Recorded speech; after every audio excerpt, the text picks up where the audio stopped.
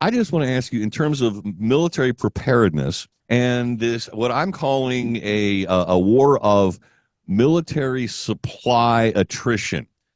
They send swarms of really cheap drones, and we shoot them down with unbelievably expensive rockets, which were very effective. I mean, we cannot deny the effectiveness of what the Iron Dome or whatever defense systems that were in place. I know the United States and some of the Arab nations helped knock some of those drones down, but I mean, a 99% success rate on what could have been a really, really horrendous loss of life had those drones and missiles hit their intended targets.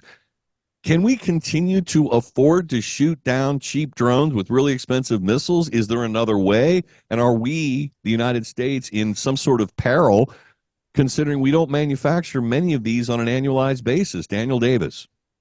Man, wow, that was some kind of analysis right there. One of the best I've seen anywhere, and I'm not Oh, at all kidding on that. That is exactly the issue. One of the things I've been talking about since this happened, that there were somewhere around 350 total weapons fired, whether it was ballistic, cruise missiles, or these inexpensive drones, about $30,000 a pop, which in armament terms is a rounding error on many of the ones that we fire. Some of the PAC-3 Patriot missiles, for example, 3.7 million a pop. So yeah, that just completely corroborates what you're saying. And one of the things that I keep pointing out to everybody is that everybody likes to talk about how great the system operated, as you pointed out correctly. It did. It was, I mean, 99% is 99% because we're talking cruise missiles and ballistic missiles were also knocked down. So it really knocked everything down. But here's the big issue. Iran has tens of thousands of these drones, especially, and many thousands of the ballistic missiles. And if you wanted to, you could swarm a lot of these things onto the Israeli Iron Dome system and wave upon wave and just saturate them until they run out of interceptor missiles. And you also very correctly pointed out that the manufacturing pace of these things is very low. no. There was a an article in the I think it was the New York Times last week by J.D. Vance, who brought this very issue up in connection with Ukraine. He said that we only make like 500 of these missiles Yeah. for the practice system per year. Yeah. A Wall Street Journal article, and I'll just read the sentence. The Senate aid bill for Ukraine, Israel, and the Pacific, and this is before the speaker broke them down into four individual bills, which are going to introduce this week. So separate aid for Ukraine, separate for Israel, et cetera. Make them vote independently, which I like that idea. But the aid package that went through the Senate that the Biden administration is pushing, this multi-billion dollar, multi-country aid package, has money to grow production of these missiles to 650 a year from the current pace of 550 right now. And as they observe, and I'll quote the sentence, the U.S. could exhaust a year's worth of production in mere weeks of intense fighting, and that figure is insufficient for the growing missile threats around the world. In other words, we are at risk because we don't produce enough of these, let alone the demands of every other country. We even borrowed some of these missiles from Japan to bolster our own defenses, some of the ones we sold to them. Yeah, and look, I mean, Weeks is charitable because you saw 350 targets came in one swoop, and a lot of those were shot down by aircraft, so they weren't all interceptor missiles, but every missile comes from somewhere. And the issue is how much can the interceptors themselves take down? And when you have Iran that could say, and in fact, one of their academics from Tehran actually said, y'all better be ready because the next round will be 1,500 total missiles coming in there. And you can see you could run out of interceptor missiles literally in a week or two if that thing continues on. That's what I was telling everybody on our show yesterday, is that Israel cannot get into a sustained war with Iran because Iran can, with these cheap, they call them flying lawnmowers because of how they sound, and they're about that technologically savvy, but devastating if you can't intercept them. And when you can just throw thousands of these things and you only have small numbers of thousands of interceptors, you see in no time at all, you're going to be out of missiles. And then these cheap drones are pinpoint accurate, and there's going to be a problem. Well, which suggests, and nobody wants World War III breaking out, but if Israel appreciates this reality then the incentive, if Iran were to do this again, wave after wave, they're going to run out of these things. The drones are actually going to hit their targets.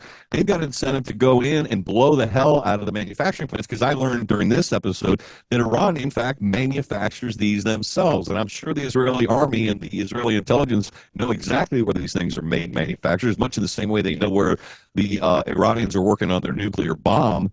They could go in and have incentive to attack those specific targets by way of defense.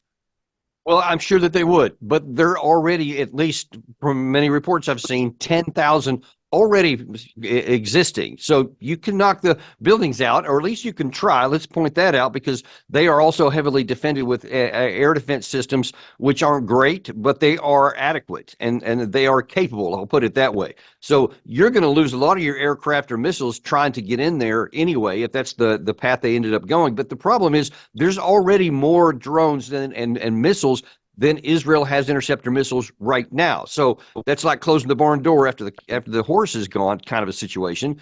So we have to bear that in there. And yes, you're right. That very much needs to be in the calculus of what Netanyahu does next. Well, it sounds to me like you place him in an impossible position. You're saying it's impossible to defend against these waves, and I understand that from a drone, or rather an Iron Dome, a concept defensive posture. But obviously they're going to plan on doing this again, or they're going to use their proxies, the Houthis, or the terrorists in Gaza, or whoever else that have working at their behest to start launching their rockets and their missiles from the four corners of the globe toward Israel. What's Israel to do? I mean, take it outside of the context of Israel and put in the context of a NATO country or any other country. This is modern warfare. How does one defend against this type of warfare? Because they're entitled to defend themselves.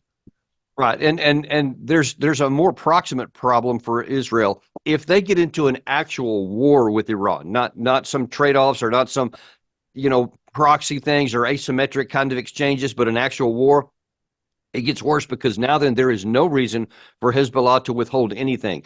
They have an arsenal of somewhere around 150,000 rockets and missiles of various types.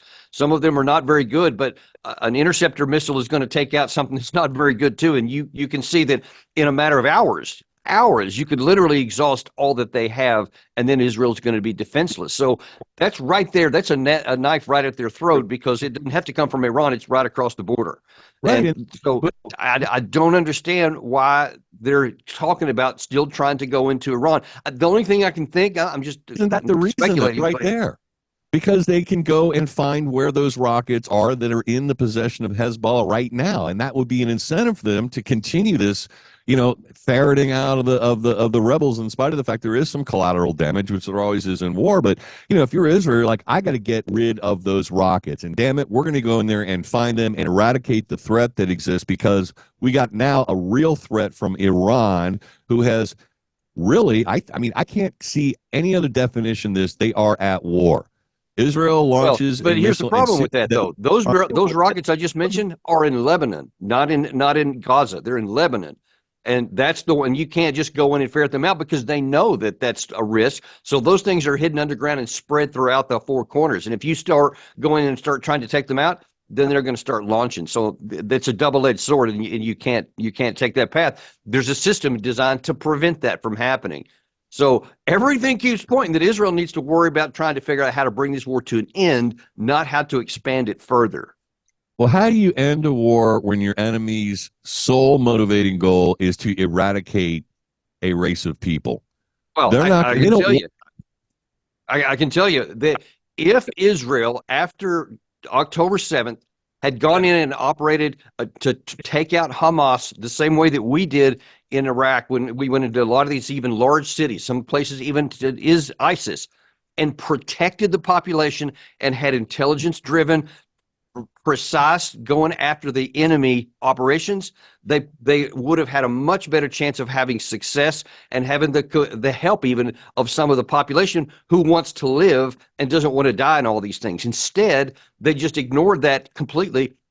And because they have been killing so many people, look, I'm telling you, this is not just collateral damage. I've seen collateral damage, and I've seen when you're just wantonly just leveling entire areas and killing everybody. This is harming Israel. This is not going to succeed because now that number of enemies, even if they kill all the Hamas people, is now much, much larger than it was prior to this war. That's why it is so crucial how you go after terrorists. And Israel has just been doing a terrible job, I'm afraid. Yeah, many of my listeners disagree with you on that point, and I've heard from them after we've had our conversations about how Yep. Israel is waging this war in Gaza. Israel does give advance notice when they're going to start bombing any given region. If you stay, you run the risk of ruining your lives. Nobody gave Israel advance warning when they came in and started No, raping look, and let me murdering. just be clear. No one is saying anything good about Hamas. They were terrorists and deserved to be killed. They deserve to have gone after them, and I have never said anything besides that. But it is not correct. I hear the words that come out of Israelis' spokesman's mouth. It's not correct that they take care of the population by, quote, giving them advance notice. Sometimes they give advance notice with text messages that no one can read because all this infrastructure has been wiped out. Secondly, they don't have anywhere to go. That's the bigger issue. And sometimes, and this is the hard part to hear, sometimes when they tell them to go places, they bomb those places. Those are the realities and the truth. And I know it's unpleasant for people to hear, but that's what's actually going on the ground. It's an insane It is situation, and insane. I guess, well, if you're Benjamin Netanyahu, you want to protect your people, and you're fighting a war against, obviously, I mean, to call them anti-Semitic is the gross understatement. They are murderers of Jews. They hate the Jewish people, period, end of story. That's the river to the sea. They want to eradicate all of them. How do you go about defending yourself against multiple terrorist organizations whose goal is to wipe out your people? Well, we have to be honest about this and look at the comprehensive situation.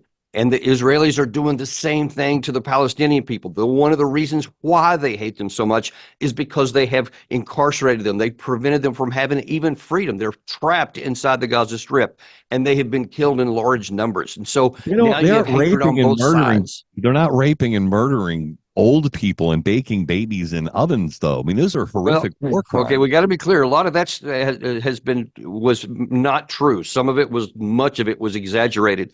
But I what talked they that up are a lot. doing, but Brian, listen, I'm telling you, they are killing children. A lot of them and women. So it is happening on both sides. It's just true. Well, the disparity, the distinction I'm going to draw is I doubt members of the Israeli Defense Force are targeting children. There's a child, let's gouge his eyeballs, let's just kill him because it's a kid and he's living in Gaza, he's a member of the Palestinian. If they're around a military target, and quite often we've heard that the terrorists will use civilians as shields, so whether or not the population is in favor of Hamas or not, they're going to be stuck in front of military targets. That's going to happen. That's unavoidable. Okay, And but it's here's the difference, and this is important to distinguish. The Israeli military does not have the freedom to go in and have this large scale wiping out of the people because there happen to be there. That's why I'm saying we've done it. I've been part of some of these operations that you can go in and target the bad guys and kill them without the good guys, and they're not being careful at all. No matter what words come out of their mouth, the evidence is graphically on the ground. They kill unnecessary, and there are lots of women and children there. They don't gouge eyes out and all that, but it doesn't make any difference when they kill them. I mean, those are just the realities. I know people don't want to hear that. Fair enough. I have to raise these questions because I hear them all the time. I enjoy the I'm exchange of happy to ideas. address them, And truly. this, hey, let's face it, war is hell, and there's no question about it. And we've got an Bad absolutely for everybody. horrific situation with seemingly no real clear answers. Daniel Davis, look forward to another conversation. Stay well, my friend. We'll talk again soon, I hope. See you next time.